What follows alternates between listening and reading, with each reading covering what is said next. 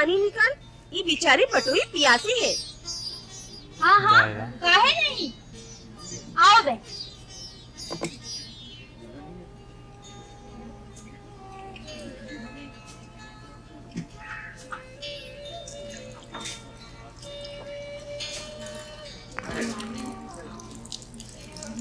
रास्ता चल के आई हो, बैठो तनिक आराम करो। आओ भाई।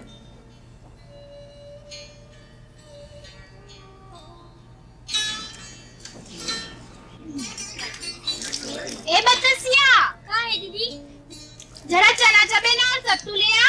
अभी लाई दीदी। भूखे होंगे? आओ लक्ष्मण। आओ।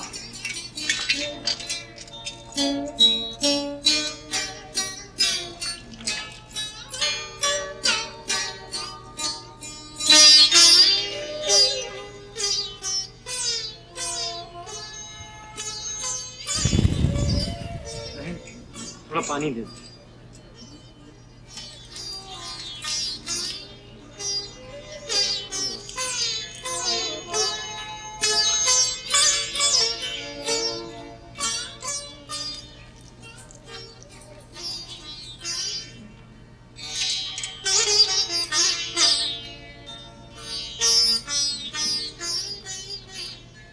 अरे बहना, तुम कौन हो?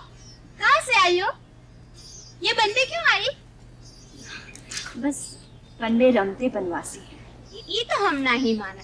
वन में कोई अपनी खुशी से थोड़े ही आवे है, हम तो अपनी इच्छा से ही आए हैं। झूठ का है बोलो वो।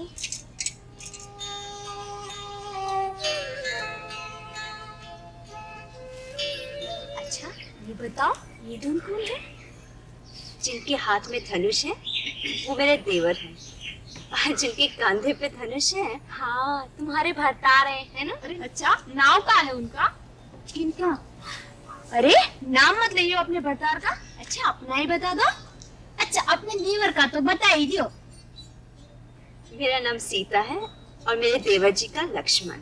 लक्ष्मण? सीता? तो तुम राम हो? राम लक्ष्मण सीता हमारे गांव में हैं? तो तुम ही राम लखन और सीता हो जिन्हें राजा ने वन में भेज दिया? सीता, राम, हाय रे दैया, कैसे कठोर है इनके माता पिता, जो फूल जैसे बहू और बेटे को वन में भेज दिया। नहीं बहन, हम स्वयं अपनी इच्छा से ही वन में आए हैं। कौनो स्वयं वन में नहीं आता। ये सब होने के खेल है कुमार जी। आप जैसे वन में कष्ट भोगेंगे तो फिर ब्रह्मा ने राजपाट किसके लिए बनाए हैं? आपके नंगे पांव देख के तो रुलाई आती। आप तो हमारे राजा हैं। बिटिया, हमसे कोई भूल हो तो क्षमा कर देना, तुम तो हमारी रानी हो। आज्ञा हो तो पथ में आपके चरणों के नीचे अपने हाथ रखते हुए साथ साथ चले। नहीं भाई, हमारे लिए शोक न करो, हमें कोई कष्ट नहीं है।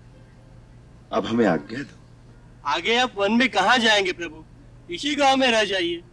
नहीं भाई, हमें चित्रकूट पहुंचना है। भरद्वाज मुनि ने कहा था वह स्थान ही उत्तम होगा। आप हमें वहां का रास्ता बताने की कृपा करेंगे? हिमा कृपा की क्या बात है प्रभु, हम तो आपके साथ ही आपकी सेवा के लिए चलेंगे।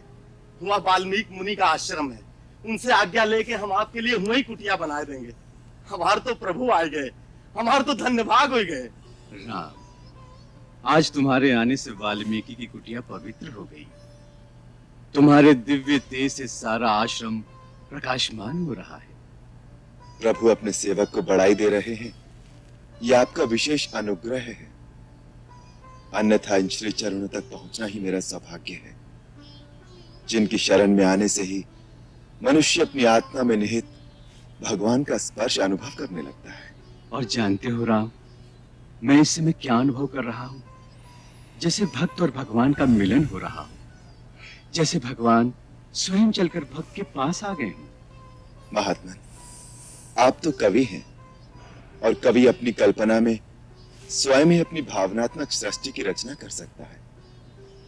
कवि में इतनी शक्ति होती है कि वो भावना के बल से एक पत्थर को सजीव बना दे। फिर एक साधारण मनुष्य की भगवान के रूप में कल्पना कर लेना उसके लिए कौन सा कठिन कार्य है? ये कल्पना नहीं राम, जिस मनुष्य की ये स्थिति हो जाती है कि वो अपने अंदर स्थित भगवत स्वरूप के दर्शन कर सके, वो स्वयं भगवान ही हो जाता है। इस गूढ़ रहस्य को वही जान सकता है जिसे तुम जनवा दो। सोई जानई जेहि देहु जनाई, जानत तुम ही तुमई होई जाई। और जो तुम्हें जान ले वो तुम्हें में समा जाता है।